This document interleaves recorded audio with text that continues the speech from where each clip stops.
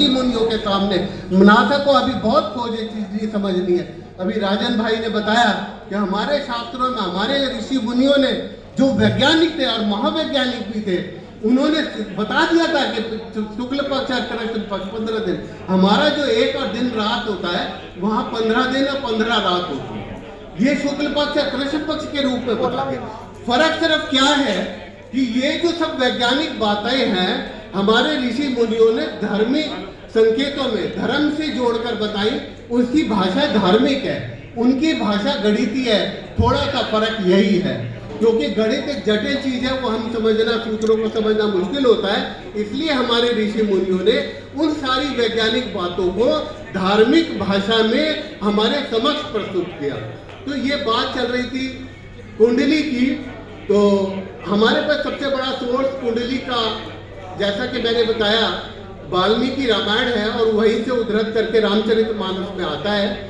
और इससे ये साबित होता है कितनी परिशुद्धता से वाल्मीकि जी ने रामचंद्र जी के जन्म का वर्णन, ग्रह नक्षत्रों का वर्णन दिया है, जिसको आज हम प्लेनेटेरियम सॉफ्टवेयर, जिसकी बात विष्णु कुमार शर्मा जी ने की, और एक और सॉफ्टवेयर है स्टेलेरियम सॉफ्टवेयर। इन दोनों सॉफ्टवेयर में वो टाइम और वो सब चीज डाले गए जो ग्रह नक्षत्रों का, वो पिछले 25,920 वर्षों में सिर्फ एक बार वो आकाशीय परिदृश्य हमारे सामने आता है।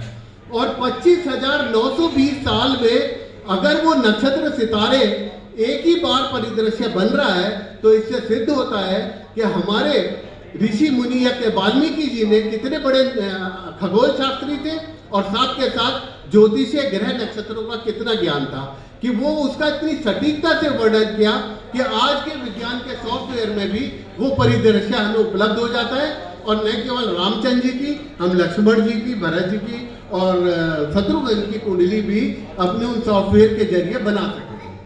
और इसी सॉफ्टवेयर में मैं डिटेल में नहीं जाऊँगा, वो तिथि आती है 10 जनवरी 5114।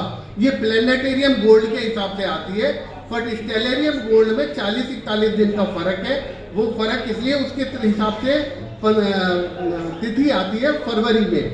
तो ये फर्क 40-41 दिन का इसलिए हो जाता है क्योंकि जब जूलियन कैलेंडर में पोप ग्रेग ने संशोधन किए, तो ग्रेगोरियन कैलेंडर में जो 40-41 दिन का संशोधन है वो स्टेलेरियन ने समाहित किया, और उसके हिसाब से वो 19 फरवरी 5114 ईसा पूर्व आती।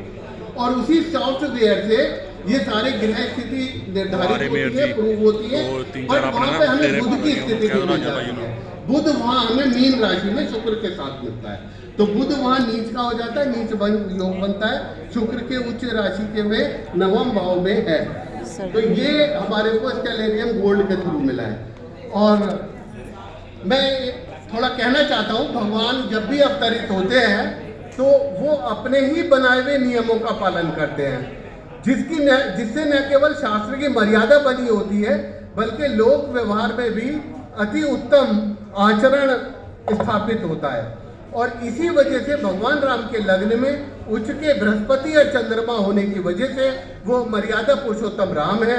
और आप ये देखिए कि मर्यादा पुरुषोत्तम है, लेकिन ये मर्यादा उनको कभी भी अपने छात्र धर्म को, क्षत्रिय धर्म को निभाने में कभी भी रुकावट नहीं बनती है।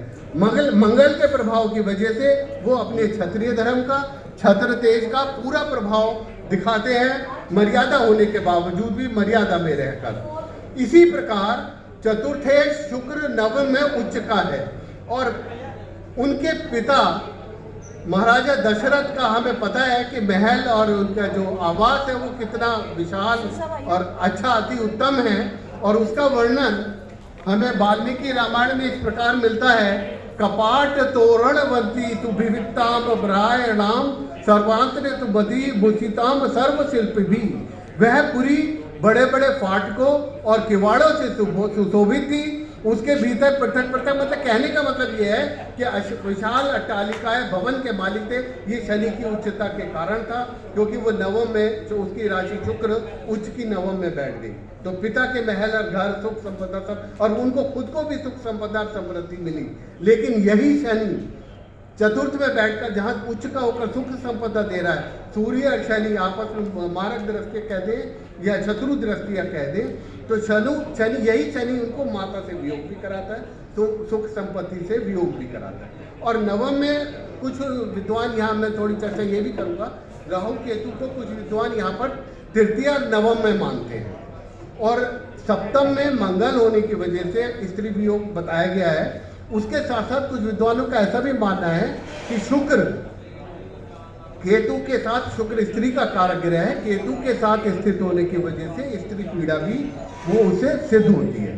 तो राहु को तृतीय भाव में पराक्रम शौर्यशाली होने की वजह से लेते हैं, केतु उनको उच्च आध्यात्मिकता में ले जाता है नवम में, और इसी प्रकार उच्च का शुक्र आम जनता को श्री रामचंद्र जी से निर्भय जीवन मिला, उनकी जनता निर्भय होकर जी, तो शुक्र केतु का संयोग नवम भाव में ये दिखाता है। इसी प्रकार कुछ लोग राहु और केतु को छठे भाव में और नवम भाव में लेते हैं। छठा भाव शत्रुहंता हो गया, वो भी प्रूव होता है, और जो केतु है 12वें भाव में, भगवान राम है, जन्म मरण के केतु 12वें में मोक्ष कारक माना गया है। अब ये तो हम आम आदमियों के लिए मोक्ष कारक की बात है, भगवान राम तो जन्म मरण से मुक्त है, तो 12वें में केतु एक संकेतक माना जा सकता है कि वो जन्म मरण से पहले ही परे है, तो केतु इस बात का संकेत देता है। तो कुछ विद्वानों के हिसाब से छठा 12वां राहु केतु आता है, और कुछ तीसरे और नवम भाव में लेते हैं। मैं कहता हूँ भगवान राम